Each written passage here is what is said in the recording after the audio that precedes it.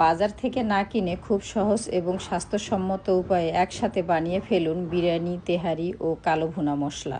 উপকরণ হিসেবে দারুচিনি, এলাচ, স্টার, লং, বড় কালো এলাচ, গোলমরিচ, জয়ত্রী, সাদা গোলমরিচ, বড় সাইজের 2টা জয়ফল নিয়েছি। এটার বিচিটা বের করে একটু থ্যাতলা করে নিব, না হলে ব্লেন্ডারে ঘুরতে সমস্যা হবে। এরপর অ্যাড করেছি পরিমাণ মতো ধনিয়া, 8-10টি তেজপাতা, 8-10টি শুকনো মরিচ ও পরিমাণ মতো জিরা। সব উপকরণ একসাথে টেলে নেওয়া যাবে না, বড় সাইজগুলা একদম গরম হয়ে আসলে গুঁড়া সাইজগুলা দিতে হবে। একেবারে শেষে অ্যাড করব শাহি জিরা। ভাজার সময় অবশ্যই খেয়াল রাখতে হবে লাল লাল যাতে না হয়, মোটামুটি গরম হয়ে গেলে নামিয়ে ফেলতে হবে।